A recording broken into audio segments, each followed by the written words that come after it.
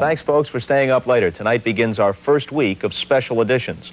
Many of our guests on later have had such wide-ranging careers, or they've simply been so entertaining as they sat here, that we needed more than one show to do them justice. So each night during the next few weeks, you'll see some of the best moments from those multiple shows. And each week we'll present a different category of guest, including actors, musicians, broadcasters, and this week's lineup of comedians. We'll start with George Carlin, who is known, among other things, for an incident in 1972 when he was arrested for reciting in his act the 7 words you can never use on television. What happened in Milwaukee was that we were doing a concert in an outdoor setting that included more than just that concert. It was a summer fest, and there were maybe 30,000 or 40,000 people doing other things. And as they would come by with their prams and their children in strollers, the sound from our concert bled over into the other public areas. And so the policeman took action because he thought the language was infecting those other people. It was a disorderly conduct charge eventually, and it was thrown out.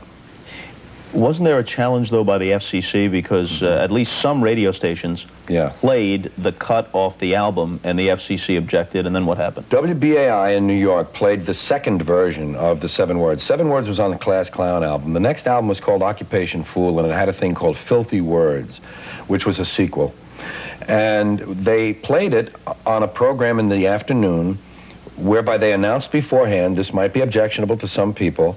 They played it in the context of what it was, and that was, it was a monologue about language restrictions and how hypocritical it is. And so it was perfectly in context with, the Miller test of obscenity. It had redeeming artistic value. And the FCC, some parent heard it. What he was doing with his child in the car during school hours, I don't know, but his child was in the car. The child was 14. He was a professional moralist. He was a member of some organization, which name I've forgotten.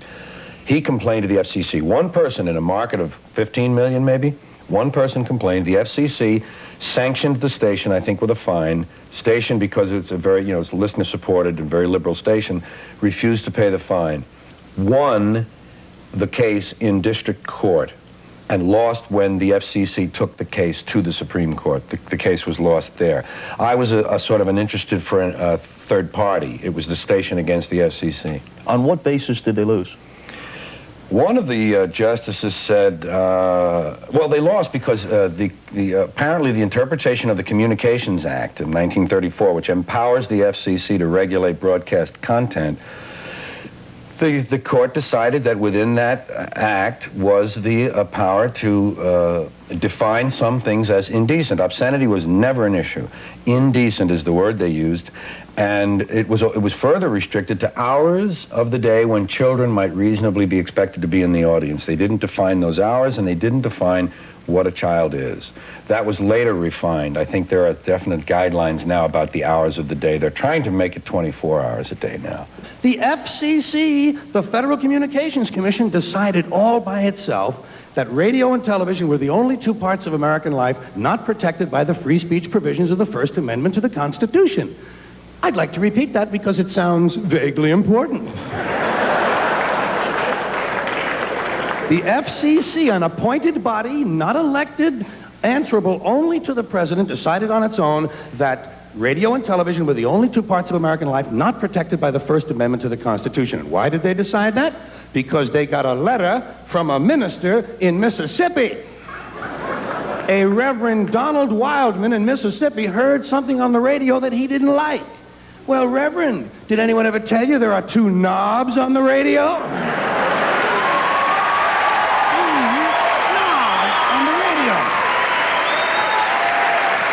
But hey, Reverend, there are 2 knobs on the radio. One of them turns the radio off, and the other one changes the station.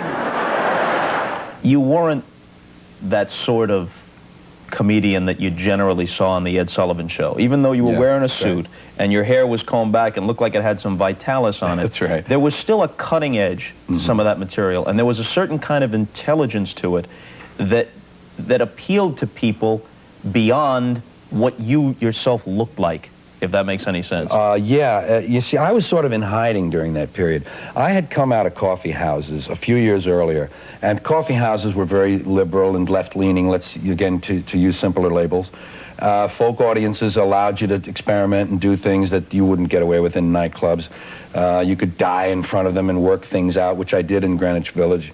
So when I was in that period of Sullivan and those late 60s, see, my dream was to be like a Danny Kaye or a Bob Hope or a Red Skelton, to be in the movies and be funny.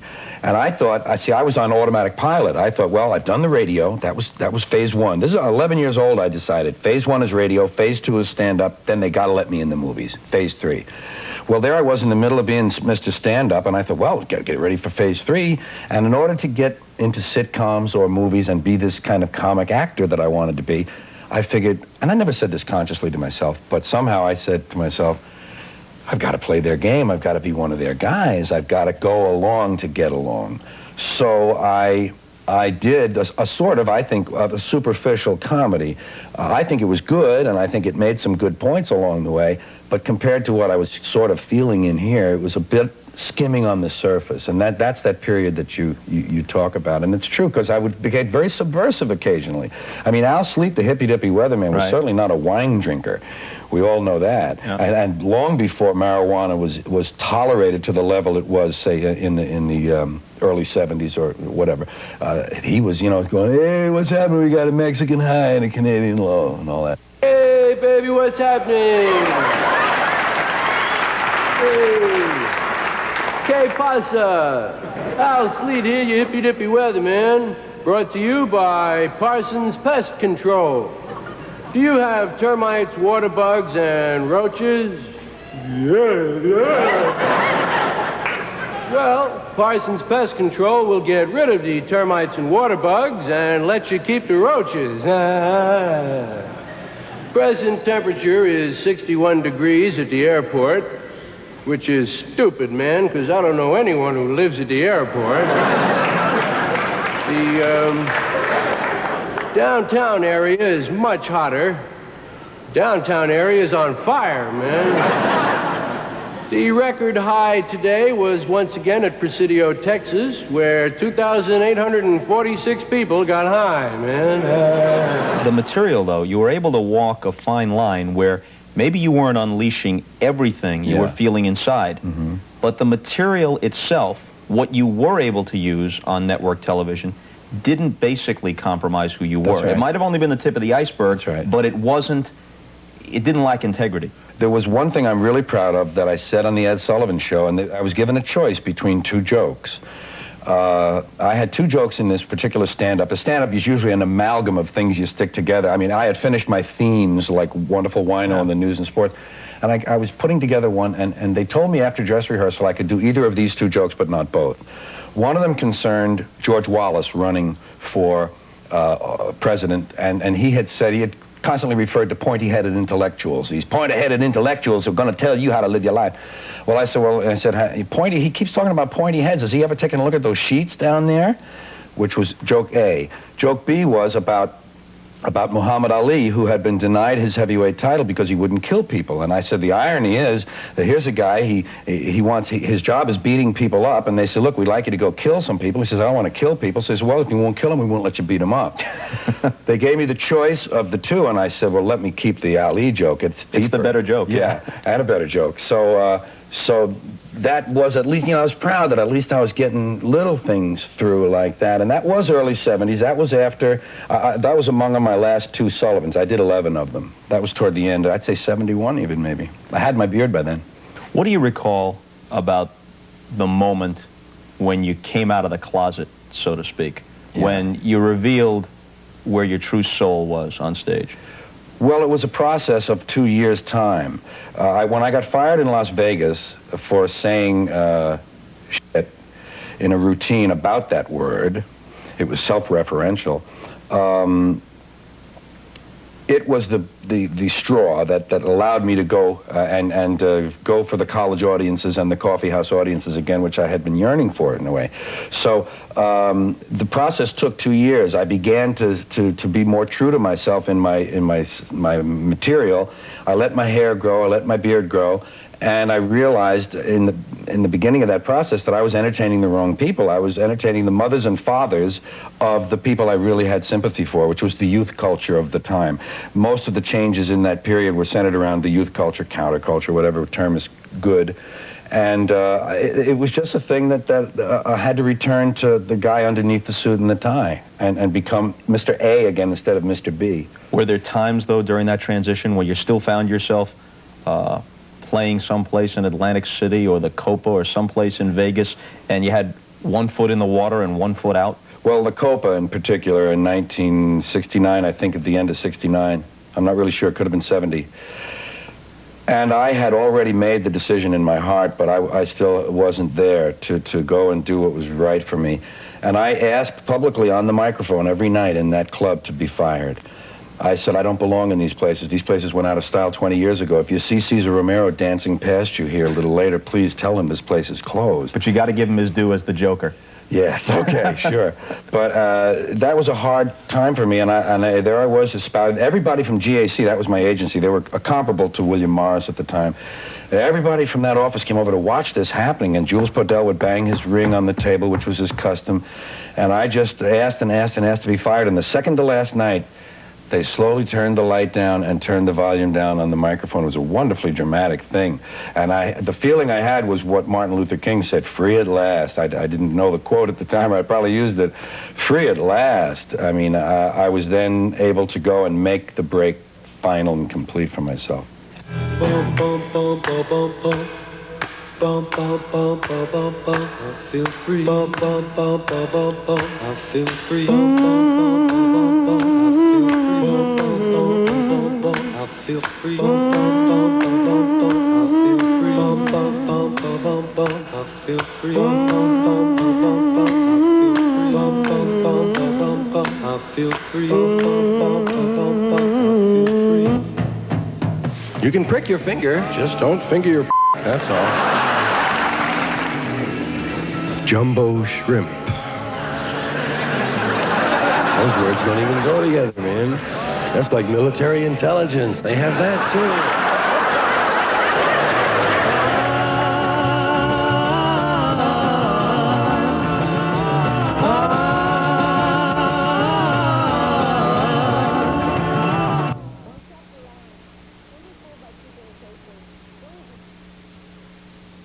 When did the notion first hit you that you were funny? Well, my mother, my father wasn't around, but he was a very funny man, gifted verbally. He was a public speaker and an ad salesman. My mother told me a lot about that, and she was very gifted verbally. She could come home from a bus ride and do 7 characters on the bus and tell you a terrific story with a punchline. So there's some genetic thing there, and you pick it up. Mm-hmm. But when she taught me how to imitate Mae West. I had never seen her, of course. This is the early 1940s. But she taught me how to say, come up and see me sometime. Yeah. And I would, I'd do it for company. And there was Johnny the Philip Morris midget, who was an advertising symbol then. Call for Philip Morris. Well, between those two things, that was quite an act. And I noticed that people gave me their attention and their approval, and I think I needed that. Were you a class clown? One of your albums was entitled Class Clown. Yeah, there have been a lot of us. I suspect you were in that category. Yeah. Yeah, because, the work was fairly easy. I didn't have a lot of trouble with the schoolwork, and I was a bit bored, and I'd look around, and I'd be making noises or faces or smart remarks, when an open question would hang in the air. And so, sure, I got my approval. That was it, my attention and approval. And I didn't have a lot of it at home because with my father nowhere, my mother had to leave him. It didn't work a lot very well, I guess. So she had to work, and she wasn't there. So here I was, with the radio and in need of people saying, good fellow. And that's what it is, really, when you get what you're getting back. When you mentioned the radio, I think you said somewhere in an interview some years ago that you were raised by your mom, mm-hmm. by your friends in the streets of New York, and also in a very real sense raised by the radio. Yeah, I found out something only a few years ago that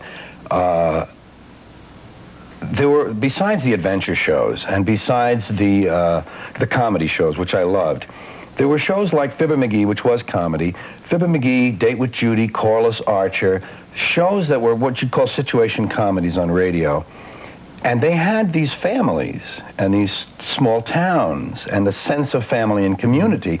And I didn't realize until I was an adult and I was actually doing some therapy that was my sort of extended imaginary family. That's what I belonged to. I found when I was in my 20s, driving through small towns in the Midwest, I found a feeling I couldn't explain to myself of being very at home. And here's a kid from Harlem, you know, cityfied and loves the city and all its ways.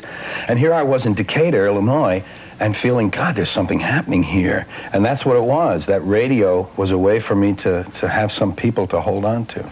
There was always the voice inflection of a broadcaster running through your routines, whether it was the early George Carlin that people got to know on Merv Griffin and The Tonight Show, the straight George Carlin, whether it was what was commonly called the hippie George Carlin, that broadcaster's voice, that ability to switch into that sort of unreal inflection. Yes, that unctuous thing where we say, you know, I'm not really being sincere, but this is the way I view sincerity.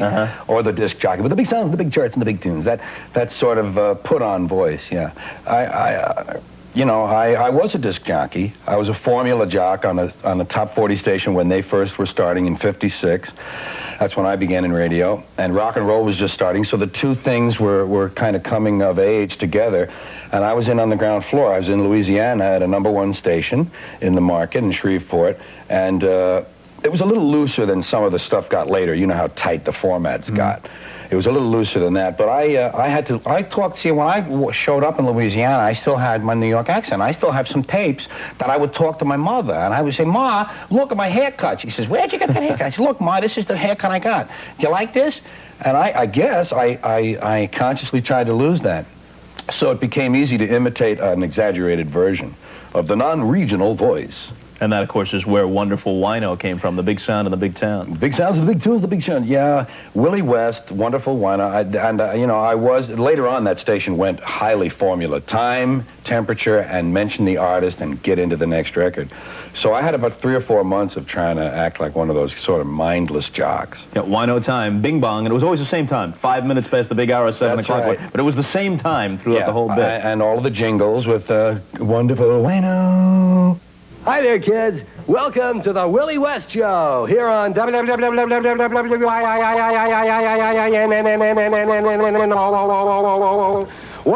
Wino Radio.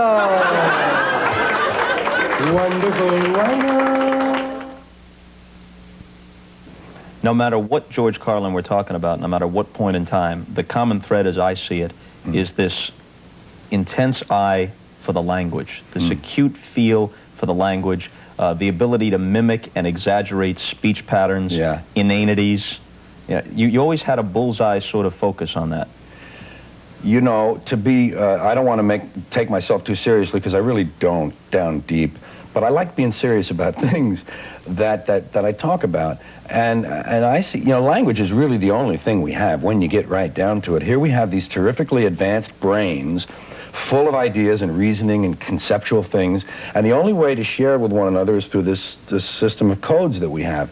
And when language is abused or overused and sort of misused, it's something that, I won't say it bothers me, I don't lose sleep over it, but it's something I like to show that I can correct, or that I can perceive correctly. And it has to do with not finishing school. I know it does. Because I quit high school after 9th grade, I have probably this unfinished thing about me where I have to sort of prove my brain power to the world. So I think it comes out in this, I think the language thing is a manifestation of that. Did it get you out of a lot of trouble, the ability to be funny? Well, it to think on your feet?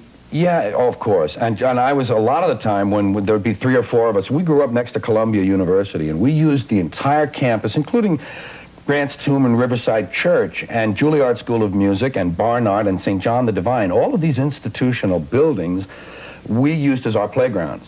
And we stole things from them, too, and we created a lot of vandalism and havoc. But when we'd be caught, there'd be 2 or 3 of us, you know, they'd finally collar us. Georgie, do the talking. You do the talking, Georgie. And you'd have to come up with a good BS story for the guard, you know, to try to get out of it. In terms of on the street itself, It was toward the end of gang-busting days for Irish kids. There wasn't the guys a little older than us, my brother's gang, and they got into a little more of gang fighting stuff than we did. We were somehow not part of that. I could tell you why in another context, but for now, all you have to know is that. And we were more like party guys, and we were into black music, the rhythm and blues of the early 50s, not rock and roll, but the hallway groups, I call them, the Clovers, the Drifters, and those guys, early stuff.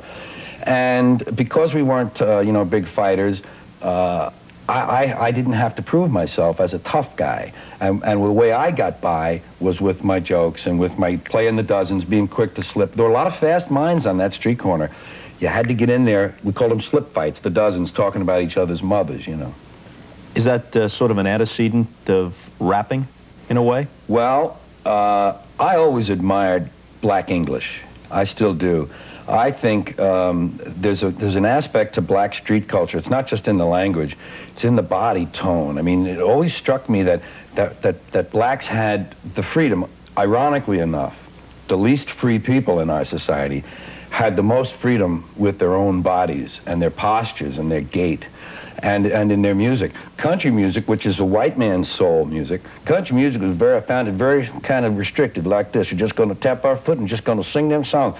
Blacks were up there doing all of this stuff, and it always was appealing to me. And to us kids, we drifted sort of toward an imitation, a white sort of imitation of black street culture that made us feel cool,